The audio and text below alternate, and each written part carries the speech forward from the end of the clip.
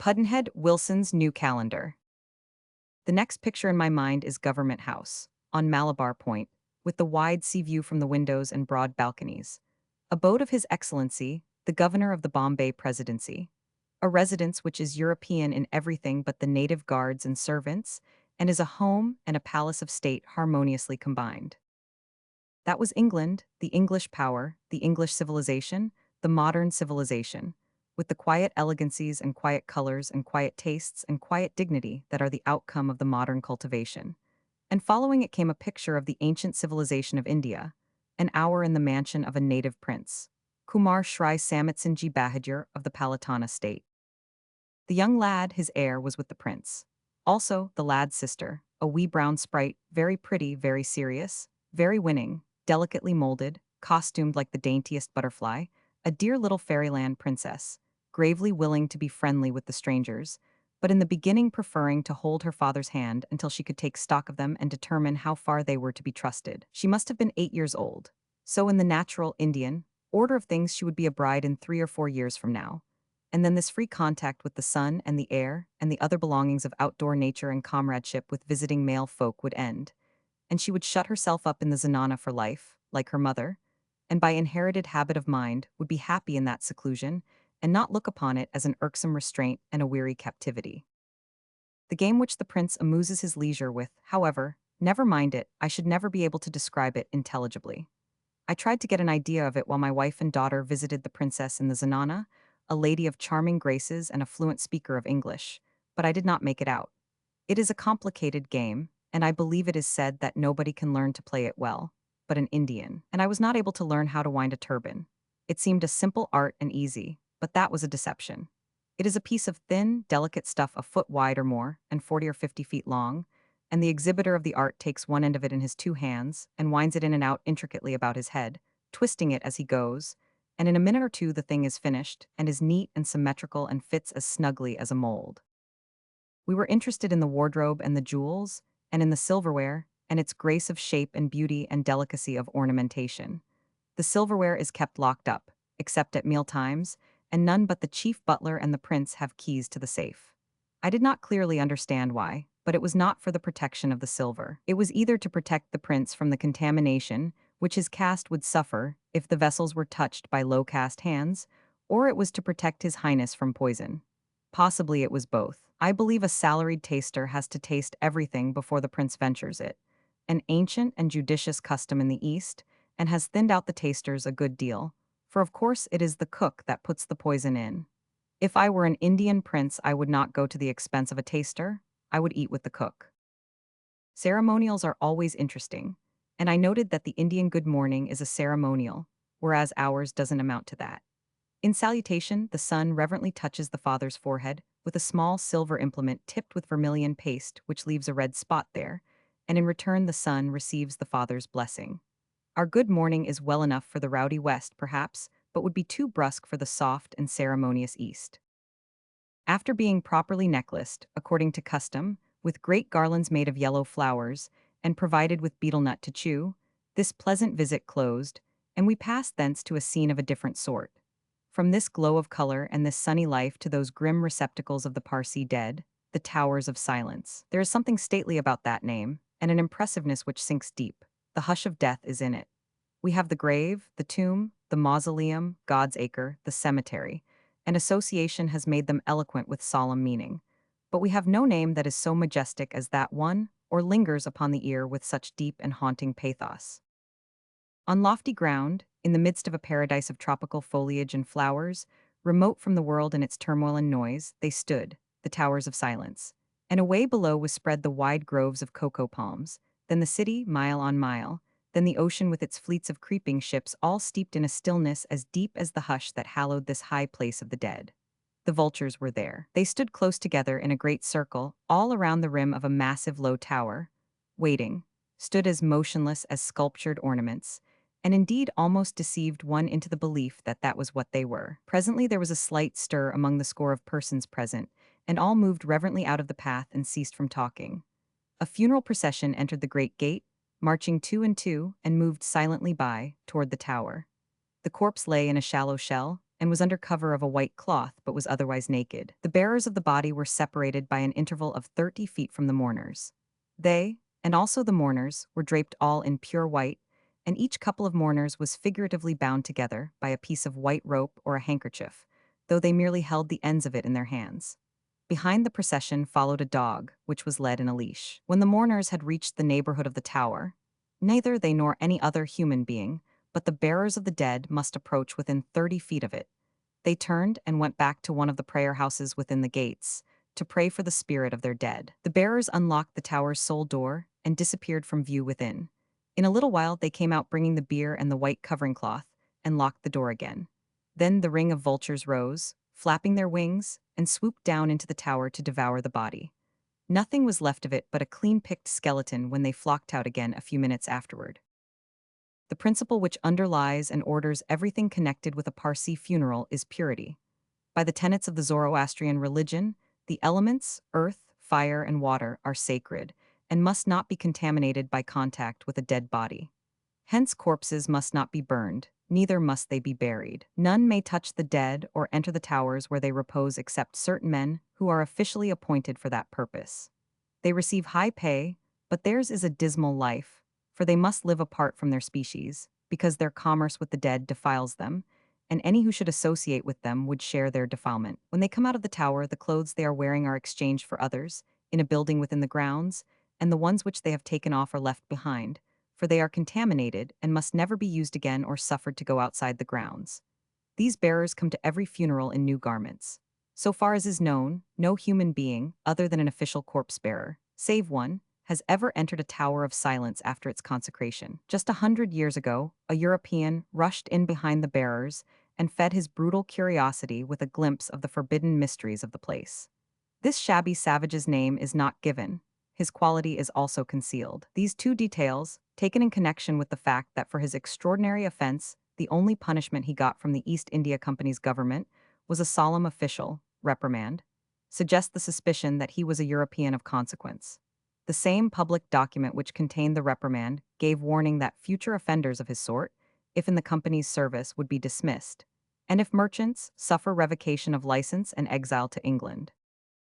The towers are not tall, but are low in proportion to their circumference, like a gasometer. If you should fill a gasometer halfway up with solid granite masonry, then drive a wide and deep well down through the center of this mass of masonry, you would have the idea of a tower of silence.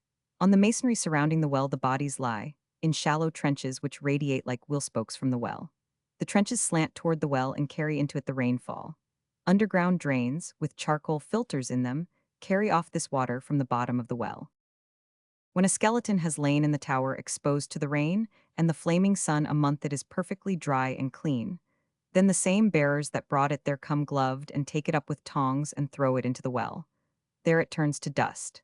It is never seen again, never touched again in the world. Other peoples separate their dead and preserve and continue social distinctions in the grave. The skeletons of kings and statesmen and generals in temples and pantheons proper to skeletons of their degree, and the skeletons of the commonplace and the poor in places suited to their meaner estate. But the Parsees hold that all men rank alike in death. All are humble, all poor, all destitute. In sign of their poverty they are sent to their grave naked. In sign of their equality, the bones of the rich, the poor, the illustrious, and the obscure are flung into the common well together. At a Parsee funeral there are no vehicles. All concerned must walk, both rich and poor, howsoever great the distance to be traversed may be. In the wells of the 5 towers of silence is mingled the dust of all the Parsee men and women and children who have died in Bombay and its vicinity during the 2 centuries which have elapsed since the Mohammedan conquerors drove the Parsees out of Persia and into that region of India. The earliest of the 5 towers was built by the Modi family something more than 200 years ago, and it is now reserved to the heirs of that house. None but the dead of that blood are carried thither. The origin of at least one of the details of a Parsee funeral is not now known, the presence of the dog. Before a corpse is borne from the house of mourning, it must be uncovered and exposed to the gaze of a dog. A dog must also be led in the rear of the funeral.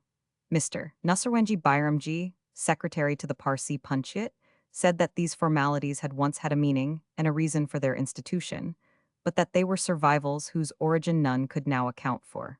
Custom and tradition continue them in force, antiquity hallows them. It is thought that in ancient times in Persia, the dog was a sacred animal and could guide souls to heaven. Also that his eye had the power of purifying objects, which had been contaminated by the touch of the dead, and that hence his presence with the funeral cortege provides an ever-applicable remedy in case of need.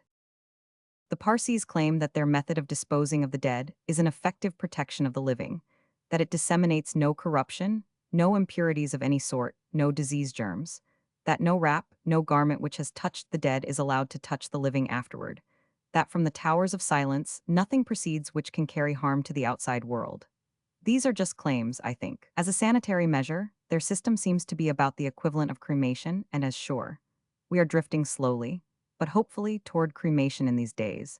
It could not be expected that this progress should be swift, but if it be steady and continuous, even if slow, that will suffice. When cremation becomes the rule, we shall cease to shudder at it. We should shudder at burial if we allowed ourselves to think what goes on in the grave. The dog was an impressive figure to me, representing as he did a mystery whose key is lost. He was humble and apparently depressed, and he let his head droop pensively, and looked as if he might be trying to call back to his mind what it was that he had used to symbolize ages ago when he began his function. There was another impressive thing close at hand, but I was not privileged to see it. That was the sacred fire, a fire which is supposed to have been burning without interruption for more than 2 centuries, and so, living by the same heat that was imparted to it so long ago. The Parsis are a remarkable community. There are only about 60,000 in Bombay, and only about half as many as that in the rest of India, but they make up in importance what they lack in numbers. They are highly educated, energetic, enterprising, progressive, rich, and the Jew himself is not more lavish or catholic in his charities and benevolences. The Parsis build and endow hospitals for both men and animals, and they and their womenkind keep an open purse for all great and good objects. They are a political force and a valued support to the government.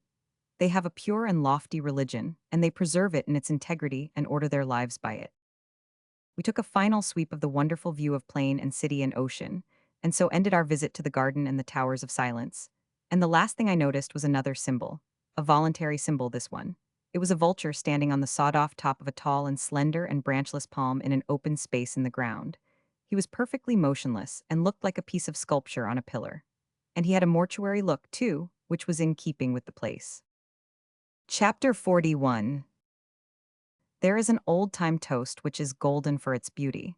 When you ascend the hill of prosperity, may you not meet a friend. Pudd'nhead Wilson's New Calendar. The next picture that drifts across the field of my memory is one which is connected with religious things. We were taken by friends to see a Jain temple.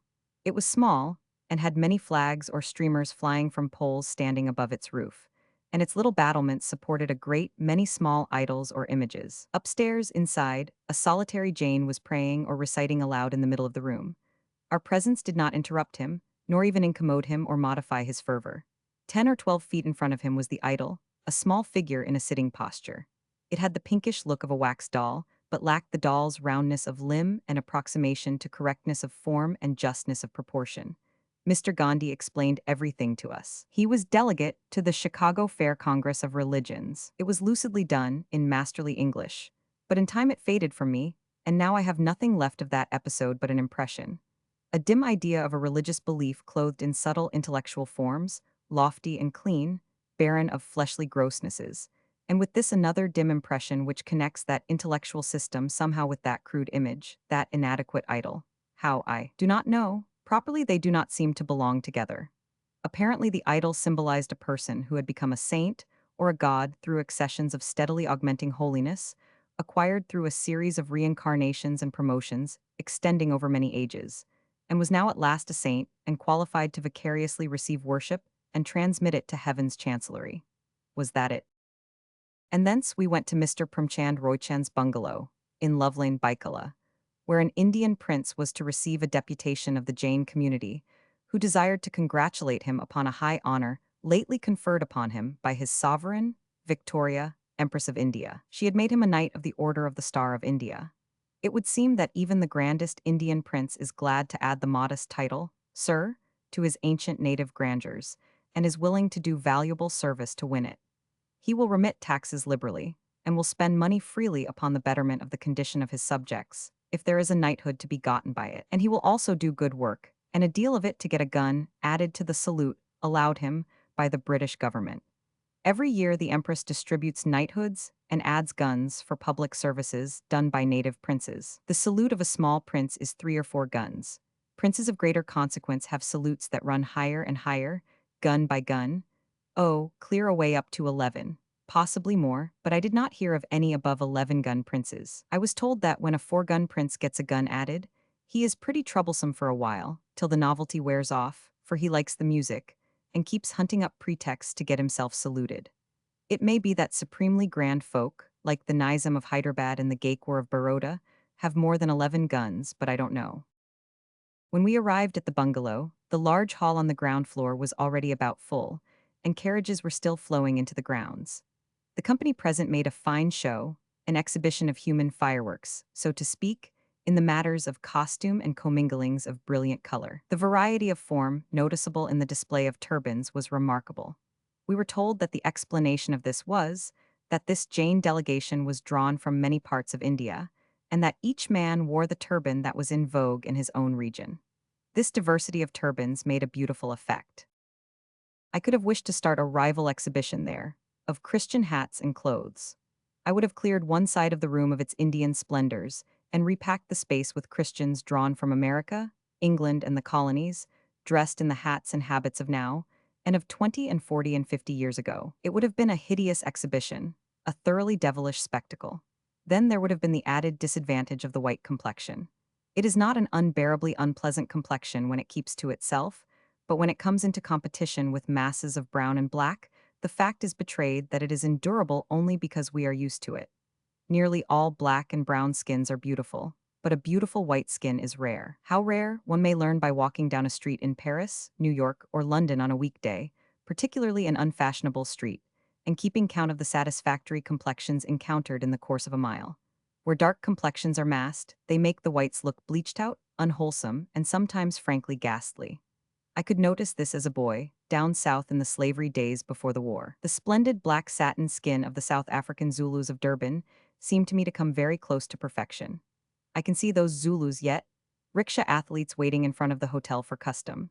Handsome and intensely black creatures, moderately clothed in loose summer stuffs whose snowy whiteness made the black all the blacker by contrast. Keeping that group in my mind, I can compare those complexions with the white ones which are streaming past this London window now. A lady, complexion, new parchment. Another lady, complexion, old parchment. Another, pink and white, very fine. Man, grayish skin with purple areas. Man, unwholesome fish belly skin. Girl, sallow face sprinkled with freckles.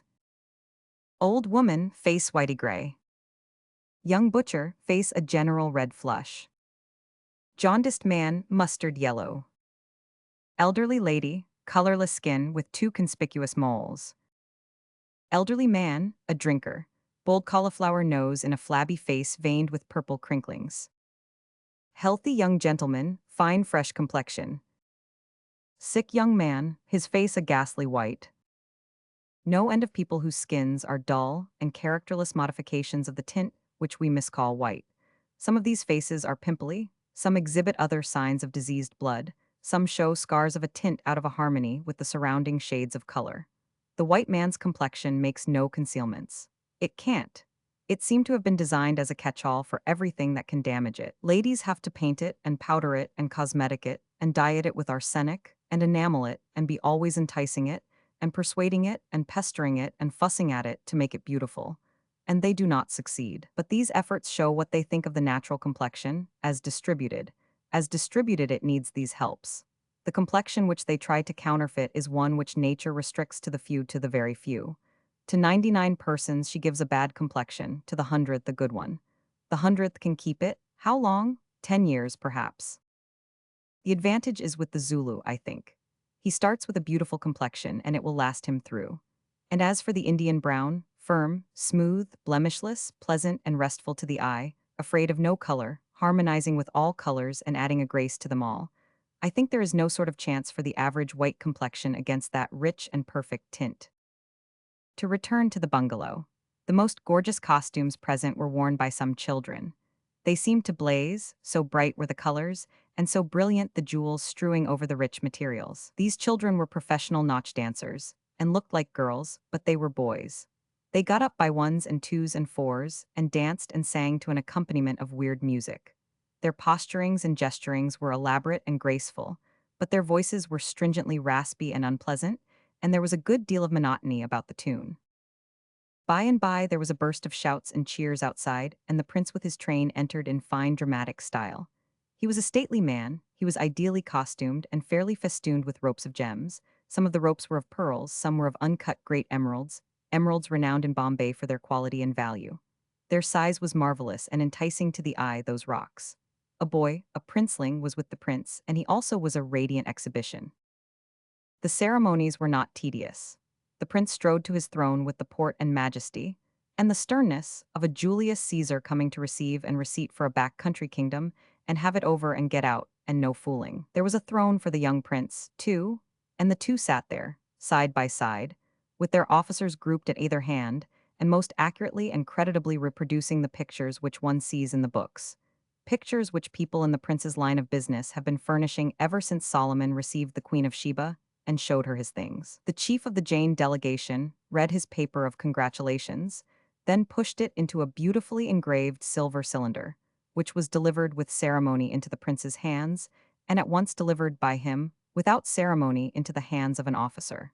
I will copy the address here. It is interesting, as showing what an Indian prince's subject may have opportunity to thank him for in these days of modern English rule, as contrasted with what his ancestor would have given them opportunity to thank him for a century and a half ago, the days of freedom unhampered by English interference.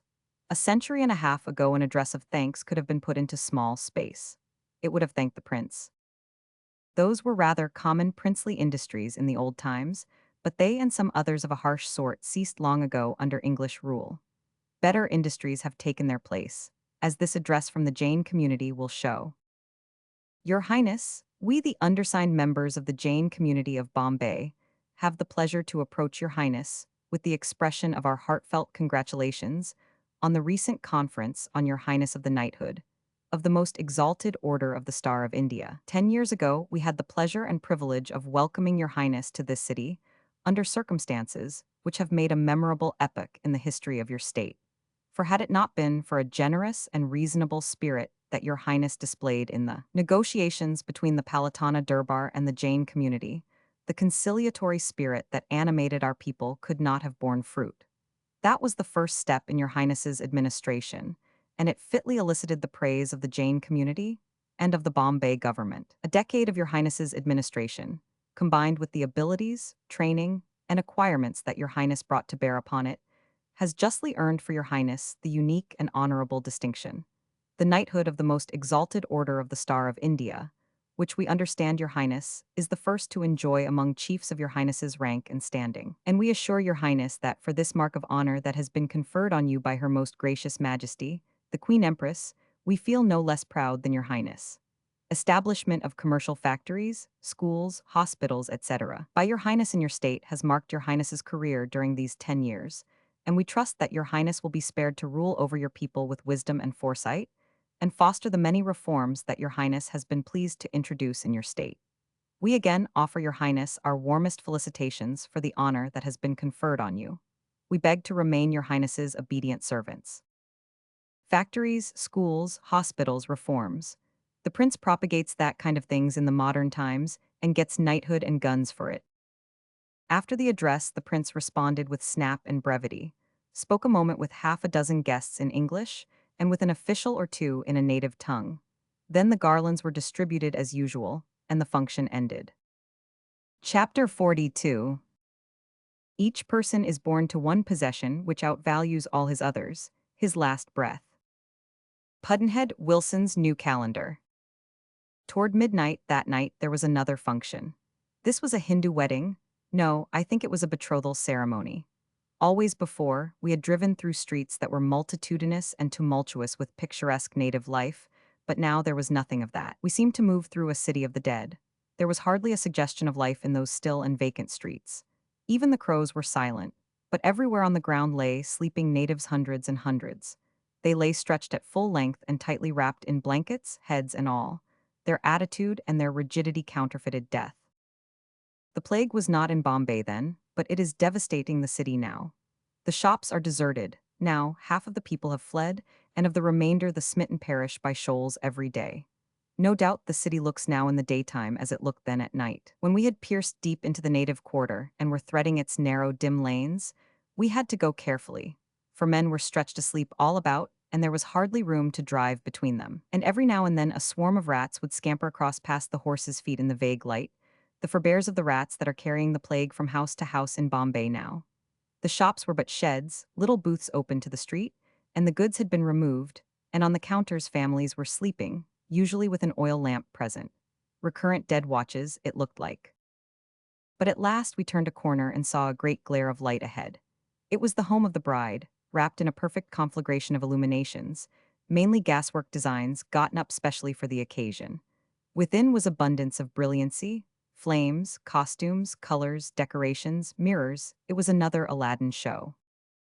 The bride was a trim and comely little thing of 12 years, dressed as we would dress a boy, though more expensively than we should do it, of course. She moved about very much at her ease and stopped and talked with the guests and allowed her wedding jewelry to be examined. It was very fine, particularly a rope of great diamonds, a lovely thing to look at and handle. It had a great emerald hanging to it. The bridegroom was not present. He was having betrothal festivities of his own at his father's house. As I understood it, he and the bride were to entertain company every night and nearly all night for a week or more, then get married if alive. Both of the children were a little elderly, as brides and grooms go in India. 12, they ought to have been married a year or two sooner. Still, to a stranger 12 seems quite young enough. A while after midnight, a couple of celebrated and high-priced nautch girls appeared in the gorgeous place, and danced and sang.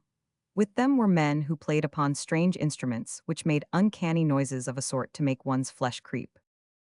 One of these instruments was a pipe, and to its music the girls went through a performance which represented snake charming. It seemed a doubtful sort of music to charm anything with, but a native gentleman assured me that snakes like it and will come out of their holes, and listen to it with every evidence of refreshment and gratitude. He said that at an entertainment in his grounds once, the pipe brought out half a dozen snakes, and the music had to be stopped before they would be persuaded to go. Nobody wanted their company, for they were bold, familiar, and dangerous, but no one would kill them, of course, for it is sinful for a Hindu to kill any kind of a creature. We withdrew from the festivities at 2 in the morning. Another picture, then, but it has lodged itself in my memory rather as a stage scene than as a reality. It is of a porch and short flight of steps crowded with dark faces and ghostly white draperies, flooded with the strong glare from the dazzling concentration of illuminations. And midway of the steps one conspicuous figure for accent, a turbaned giant, with a name according to his size. Rao Bahadur Baskuro Balinkanj Patil, Vakil to His Highness the Gaekwar of Baroda. Without him the picture would not have been complete, and if his name had been merely Smith, he wouldn't have answered. Close at hand on house fronts on both sides of the narrow street were illuminations of a kind commonly employed by the natives, scores of glass tumblers, containing tapers, fastened a few inches apart all over great latticed frames, forming starry constellations which showed out vividly against their black backgrounds. As we drew away into the distance down the dim lanes, the illuminations gathered together into a single mass and glowed out of the enveloping darkness like a sun. Then again the deep silence, the scurrying rats, the dim forms stretched everywhere on the ground, and on either hand those open booths counterfeiting sepulchres, with counterfeit corpses sleeping motionless in the flicker of the counterfeit death lamps.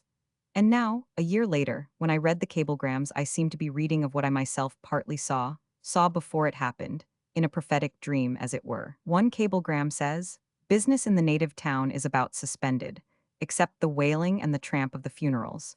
There is but little life or movement.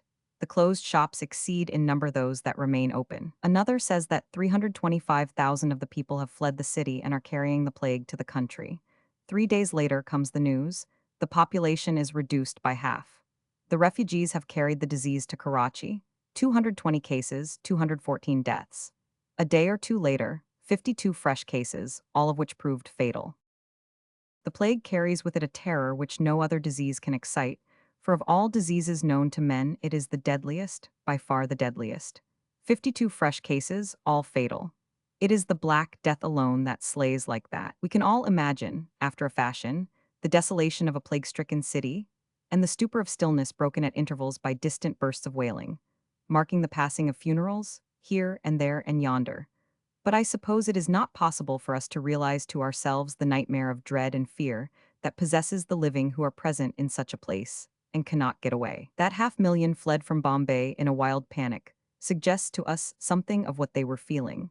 But perhaps not even they could realize what the 500,000 were feeling whom they left stranded behind to face the stalking horror without chance of escape. Kinglake was in Cairo many years ago during an epidemic of the Black Death, and he has imagined the terrors that creep into a man's heart at such a time and follow him until they themselves breathe the fatal sign in the armpit, and then the delirium with confused images and home dreams and reeling billiard tables, and then the sudden blank of death. To the contagionist, filled as he is with the dread of final causes, having no faith in destiny, nor in the fixed will of God, and with none of the devil-may-care indifference which might stand him instead of creeds. To such one, every rag that shivers in the breeze of a plague-stricken city has this sort of sublimity. If by any terrible ordinance he be forced to venture forth, he sees death dangling from every sleeve. And, as he creeps forward, he poises his shuddering limbs between the imminent jacket that is stabbing at his right elbow and the murderous police that threatens to mow him clean down as it sweeps along on his left. But most of all he dreads that which most of all he should love, the touch of a woman's dress. For mothers and wives, hurrying forth on kindly errands from the bedsides of the dying, go slouching along through the streets more wilfully and less courteously than the men. For a while it may be that the caution of the poor Levantin may enable him to avoid contact, but sooner or later, perhaps, the dreaded chance arrives. That bundle of linen, with the dark, tearful eyes at the top of it, that labors along with the voluptuous clumsiness of Grissy. She has touched the poor Levantin with the hem of her sleeve. From that dread moment his peace is gone. His mind forever hanging upon the fatal touch invites the blow which he fears. He watches for the symptoms of plague so carefully that sooner or later they come in truth. The parched mouth is a sign, his mouth is parched. The throbbing brain, his brain does throb. The rapid pulse. He touches his own wrist, for he dares not ask counsel of any man lest he be deserted. He touches his wrist and feels how his frighted blood goes galloping out of his heart. There is nothing but the fatal swelling that is wanting to make his sad conviction complete. Immediately, he has an odd feel under the arm, no pain, but a little straining of the skin. He would to God it were his fancy that were strong enough to give him that sensation. This is the worst of all. It now seems to him that he could be happy and contented with his parched mouth, and his throbbing brain, and his rapid pulse, if only he could know that there were no swelling under the left arm. But dares he try? In a moment of calmness and deliberation he dares not. But when for a while he has writhed under the torture of suspense, a sudden strength of will drives him to seek and know his fate. He touches the gland and finds the skin sane and sound, but under the cuticle there lies a small lump like a pistol bullet that moves as he pushes it. Oh, but is this for all certainty? Is this the sentence of death? Feel the gland of the other arm. There is not the same lump exactly, yet something a little like it. Have not some people glands naturally enlarged? Would to heaven he were one.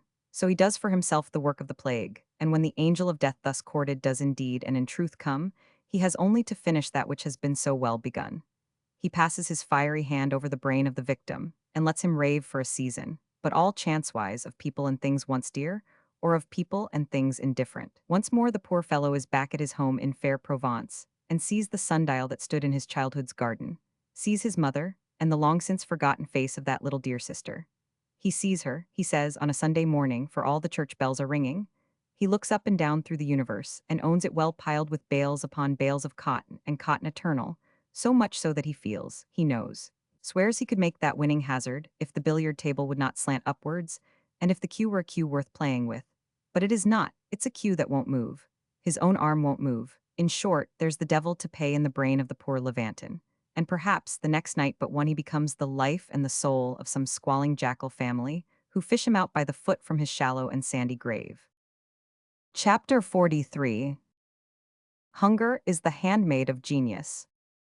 Pudd'nhead Wilson's New Calendar.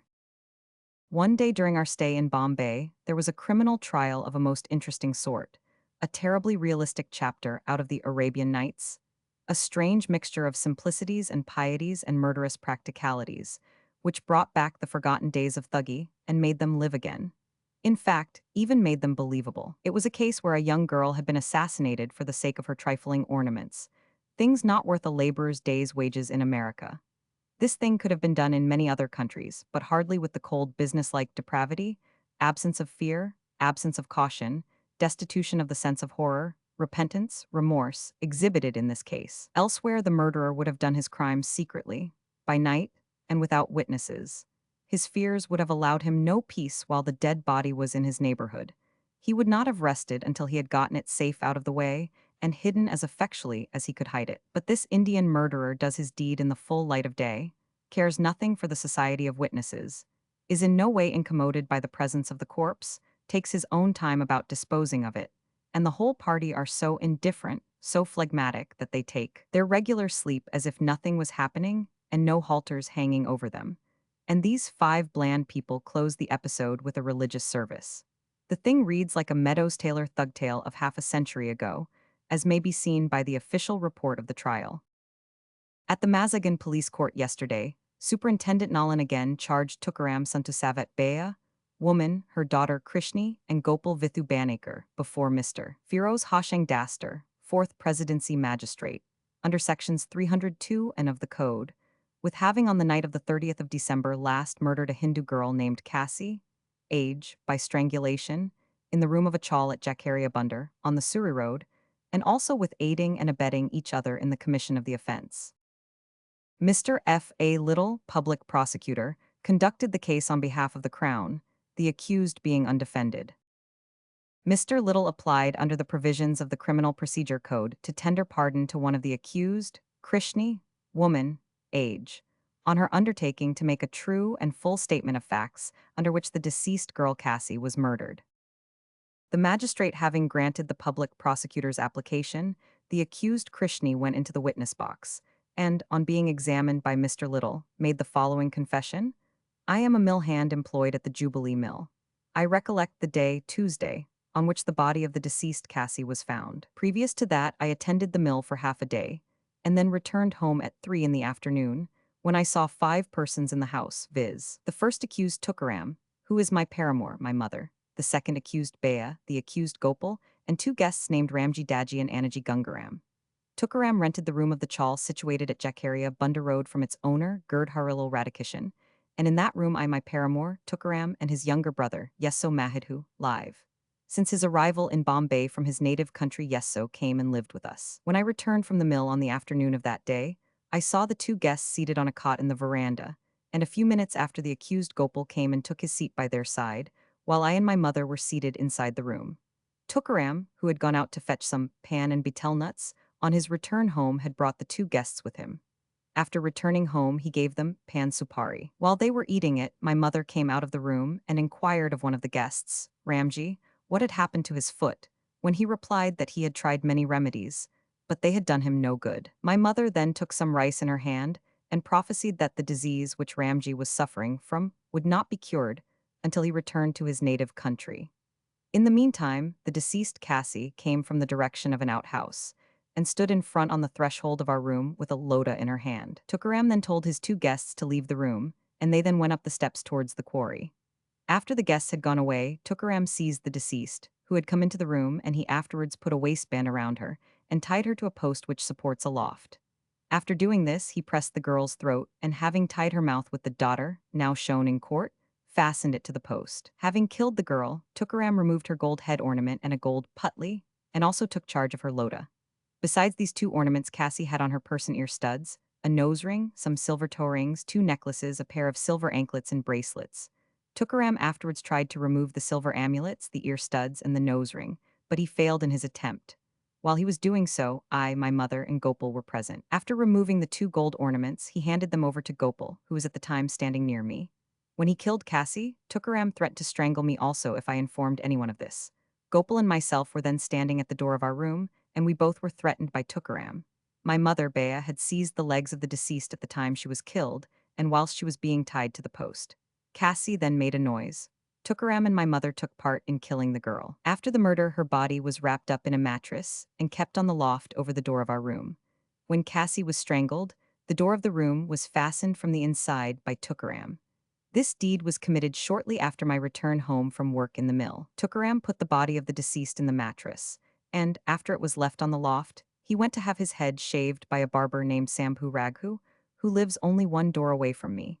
My mother and myself then remained in the possession of the information. I was slapped and threatened by my paramour, Tukaram, and that was the only reason why I did not inform anyone at that time. When I told Tukaram that I would give information of the occurrence, he slapped me. The accused Gopal was asked by Tukaram to go back to his room, and he did so, taking away with him the 2 gold ornaments and the lota. Yesso Mahidhu, a brother-in-law of Tukaram, came to the house and asked Tukaram why he was washing, the water pipe being just opposite. Tukaram replied that he was washing his daughter, as a fowl had polluted it.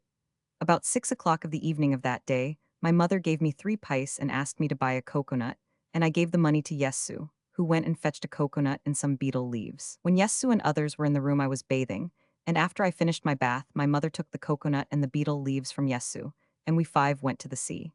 The party consisted of Tukaram, my mother, Yesu, Tukaram's younger brother, and myself. On reaching the seashore, my mother made the offering to the sea and prayed to be pardoned for what we had done.